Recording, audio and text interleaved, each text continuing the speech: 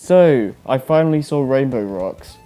Now, I know it has been out for a while, but over in the UK, there are no cinemas I'm aware of that aired it, and I had to result in waiting for a good quality version to be uploaded online. Before I talk about the movie, I suppose I should talk about the 8 shorts Hasbro uploaded onto their channel.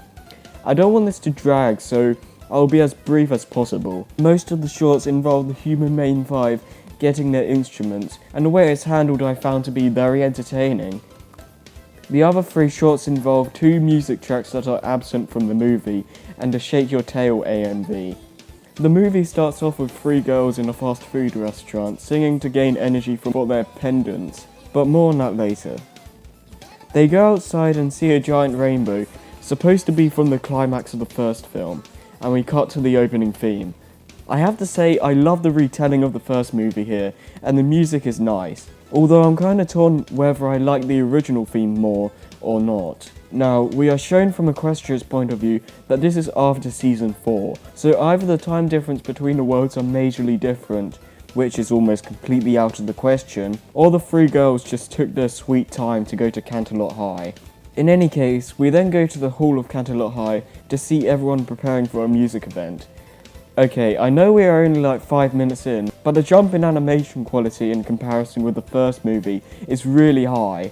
The first movie was by no means badly animated, but in this sequel, the movements feel a lot more realistic and I feel like it's more fluent too.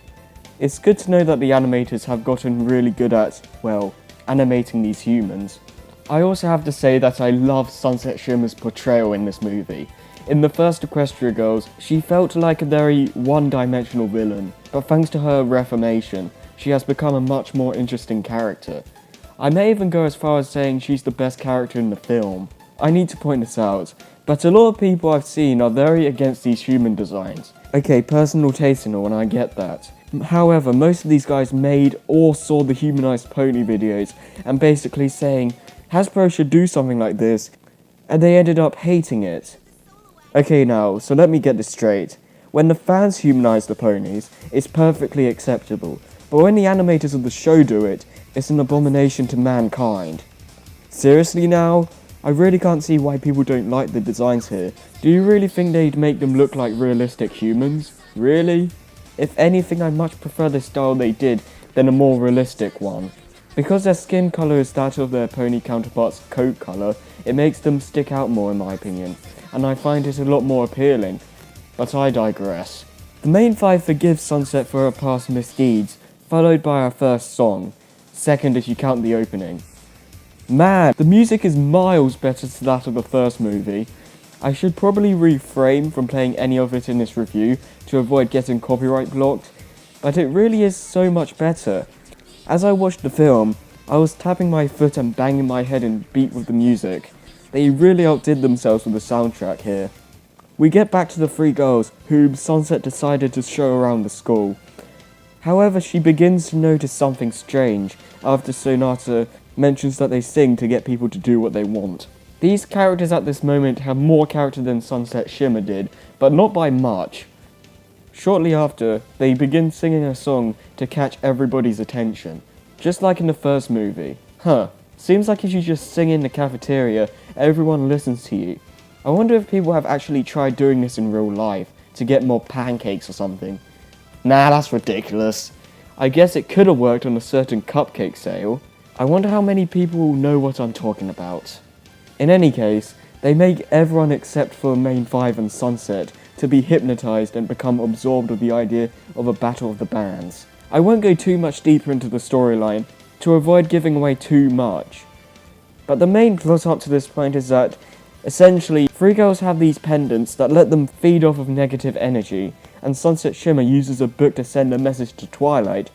Well, it was meant to go to Celestia first, but I suppose they did this so as to not stall for time. Here we get around 5 or so minutes of Ponyville and the new castle.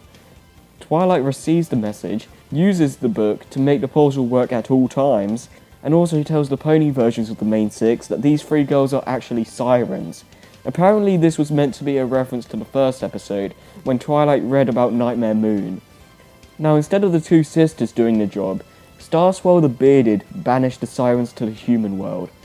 Hang on a minute, if they were sent to the human world in Starswell's time, how are they teenagers? That makes no logical sense. Do the amulets stop them from aging?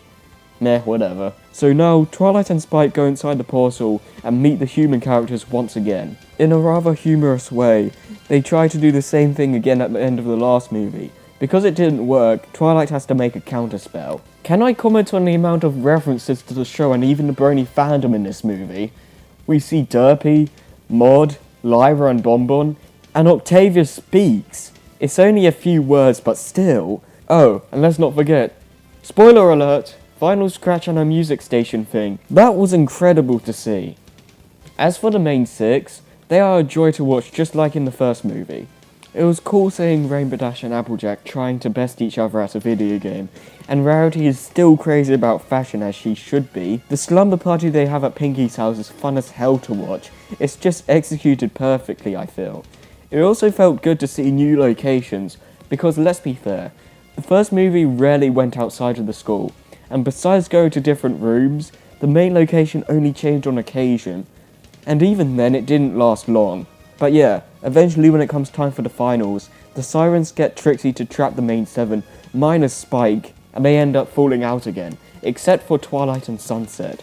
This part gives Sunset some really good character development, explaining to the others that this is what the sirens wanted, and also tells Twilight that nobody can always have the answers to everything.